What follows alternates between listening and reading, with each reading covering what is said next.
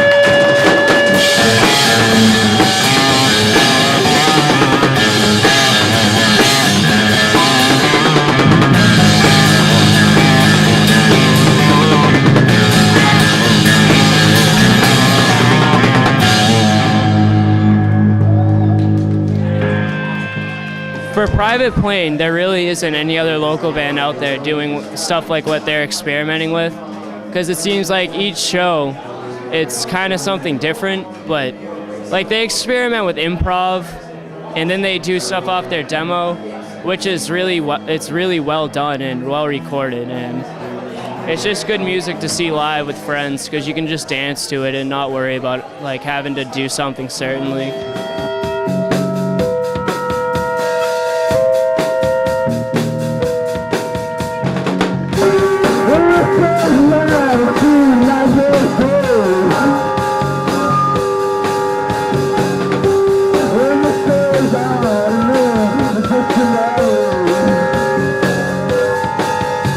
It's not the type of hardcore where like everyone goes crazy and tries to prove like their toughness or whatever. It's just like dance, have fun, enjoy it.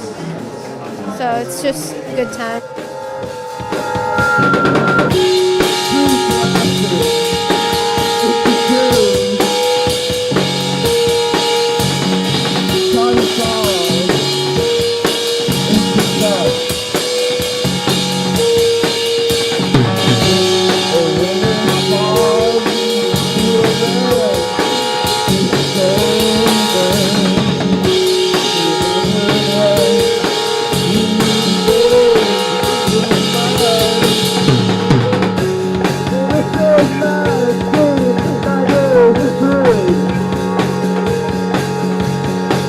I just get this burst of energy during their sets that like I never really get. It's them and DST I mostly go crazy throughout, just because like their chants are really good. They have clapping parts, they have dancing parts, they have great singing parts, and like I don't know, it's just there's something about them that the first time I ever saw them was when they were in their raw form. They had just started, and right away I liked them.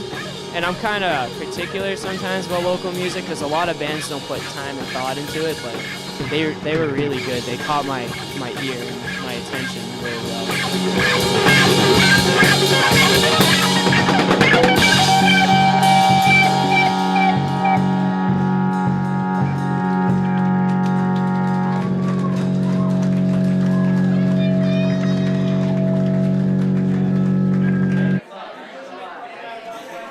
The first people I think about when I make music are all the kids that go to shows, to be honest, and what they're going to think, and, you know, hopefully this will be inspiring, this will be blah, blah, blah, blah, blah, you know. So it is comfortable, but at the same time, it's a complete respect for those kids and an energy and, you know, like an awesome feeling that I get from seeing all those kids there, like every single show, you know.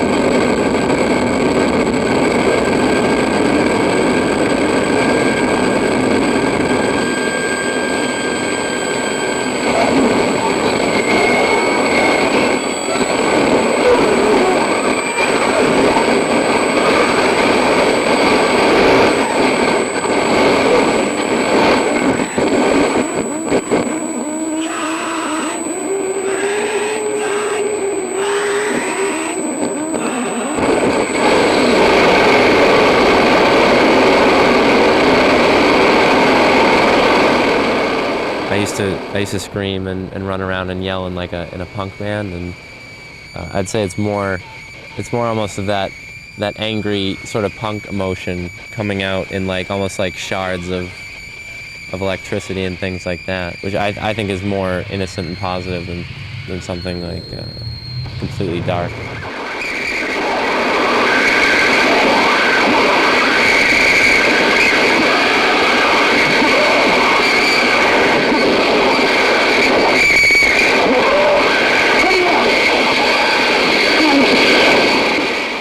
When you're playing, it's more of a feeling of you're kind of possessed and you're controlling these, really, dirty sounds, things like that.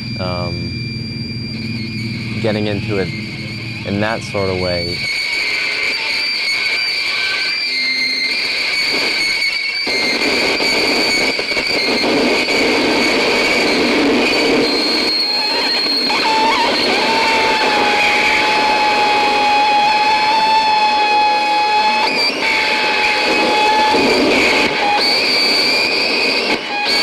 It's kind of like, I guess you could say, art for him. I don't know. Music. You have to have a taste for it. I mean, not everyone's gonna love what he does. They'll be like covering their ears or whatever. But I love seeing him freak out though, because it's just letting loose. It's kind of cool. He doesn't care.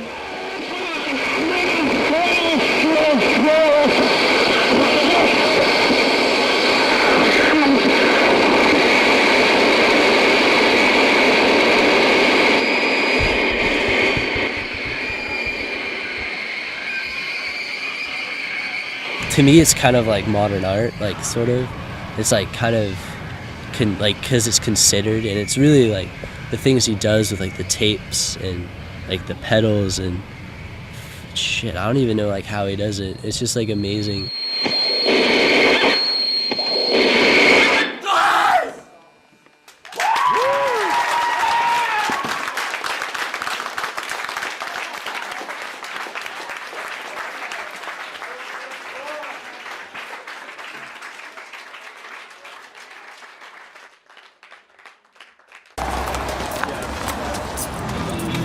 Like 5 minutes.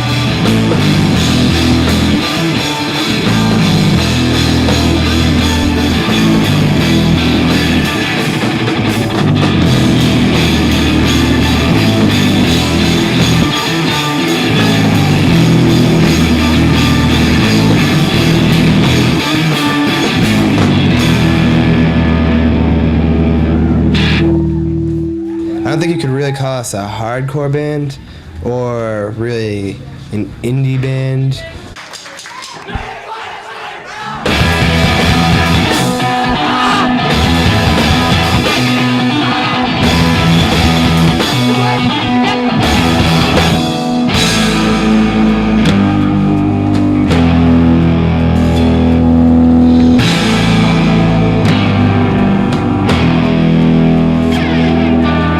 I think that this band has become like a stress ball for me or something. When we play, I'll just throw my guitar around and literally bleed from my hands and lose my voice screaming, and then at the end I'm just like, hey guys, what's going on? I'm really happy. I don't know, it's just awesome. I love it more than anything. There's no line really between the band and the audience, and we like it to be kind of a personal, intimate environment, where the people are very close,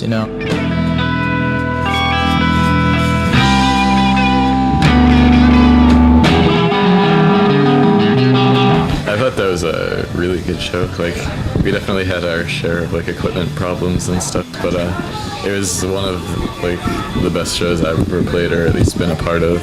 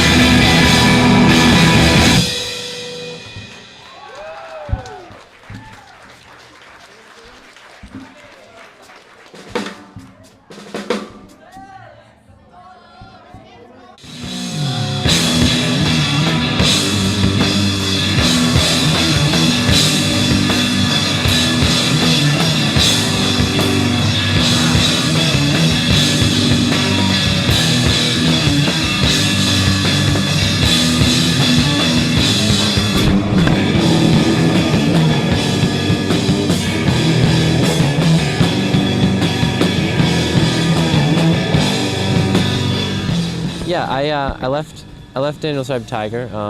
It was definitely a mutual thing. We were both sort of going in different ways musically. I felt like I had, definitely played in that group long enough. It was good that we just partied with Steve, I guess. He wanted to do different stuff that he's doing now, like tape manipulation and stuff like that. And I think he's happy, and we're happy where we are, so I think it all works out. There's no hard feelings. Sean lives with them. I haven't known Steve as long as Jay, but as far as high school goes, it was like I spent 4 years with this kid, and it was good. Like, I wouldn't trade it for anything. And we haven't been as close as we have been in high school, but we still remain like good friends.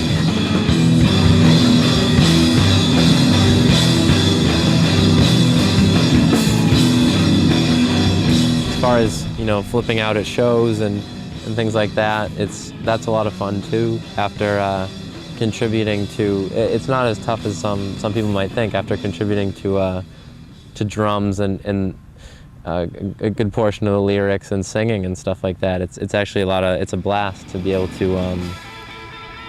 have them play and to experience it from the crowd.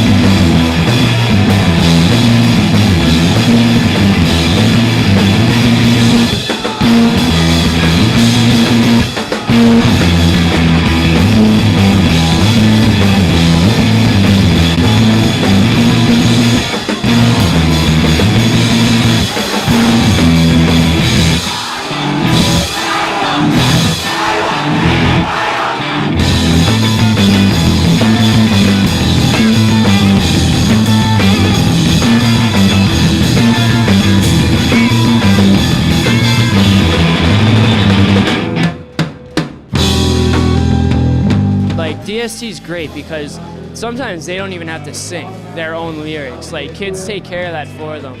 Like, I noticed in the Danvers recording with the audio, there's one part in a DST song where you can hear the whole audience over any music that's playing. All you can hear is the audience screaming the lyrics. And I can just imagine what that's like for the band to be able to like hear all their like fans sing all their lyrics. And like, I think it's really cool just that everybody finds a common thing to get along with.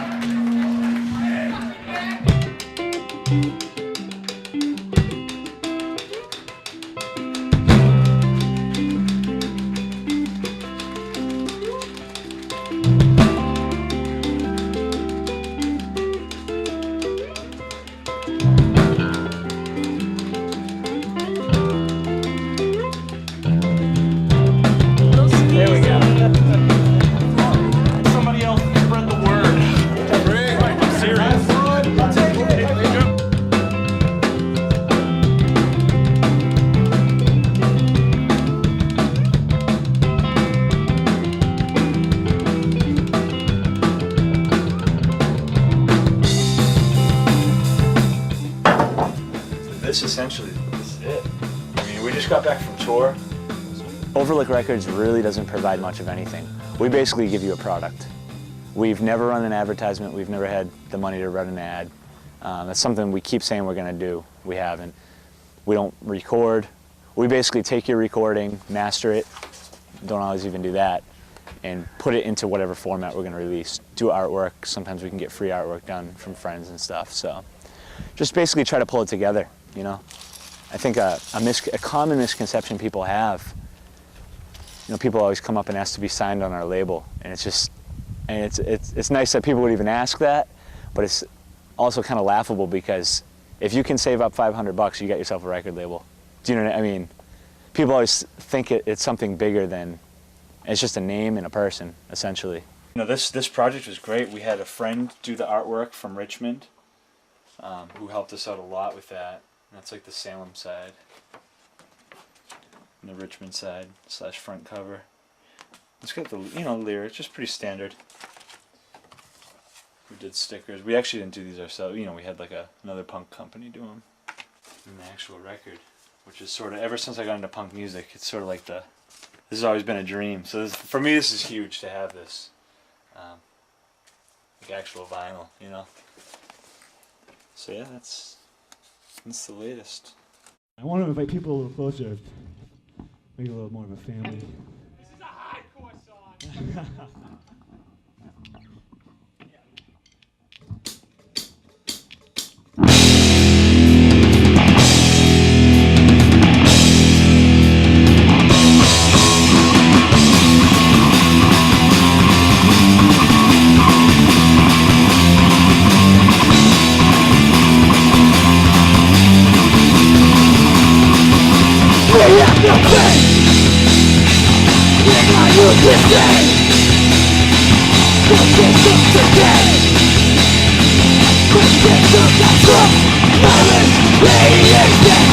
Yeah, the band Mission Shifter, we've been a band for 4 years. I'd say that our band is political, maybe more socially conscious, I'd say. And just, I'd say any song we write, like our style, is we really aren't going to write a song unless we can live up to the words we're saying. You know what I mean?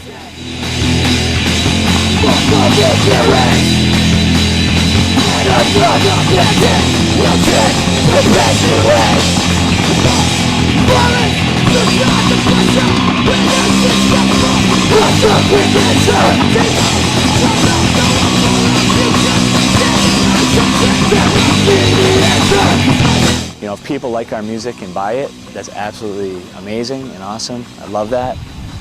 If we can keep doing small little tours on our own, that's great.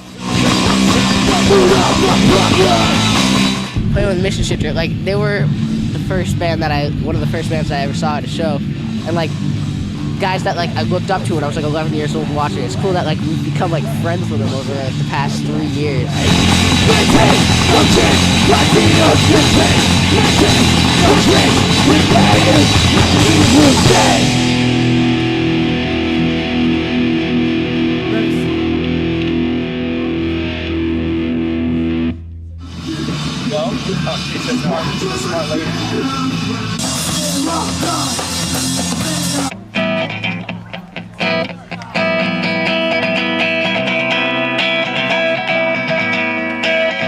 That's the Punkbarbecue. It's a punk rock barbecue.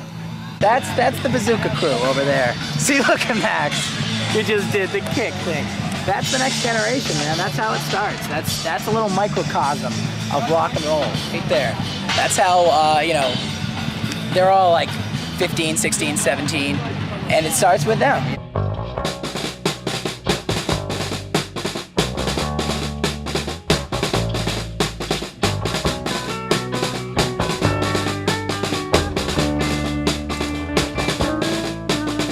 Him and Paul are going to be sophomores, and me and James are going to be juniors in high school.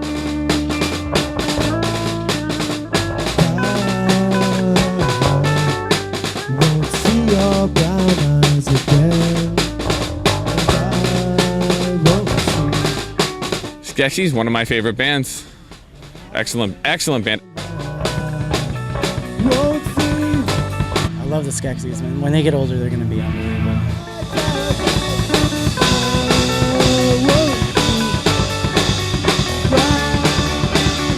I still can!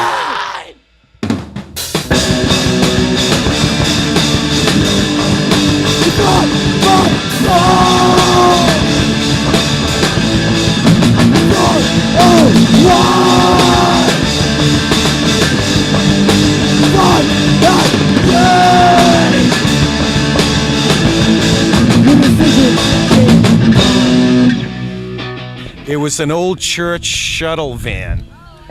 And when my van died, I said, well, I need something to fit the equipment in there a little better.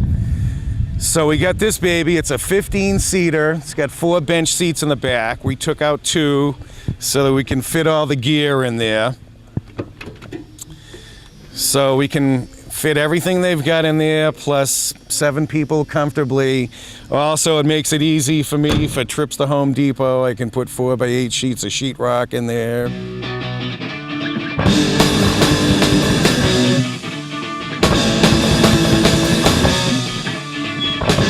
I try not to force my opinion on them too much, but it's kind of like a sports dad thing. It's like, okay, you're a little off on that, you're a little slow on that. I try to keep my mouth shut.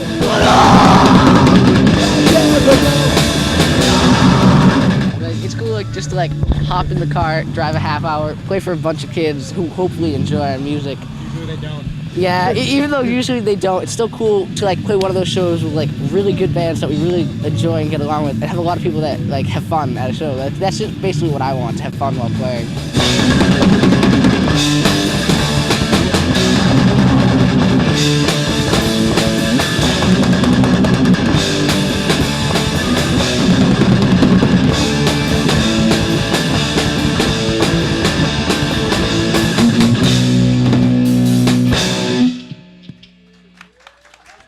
Sweet.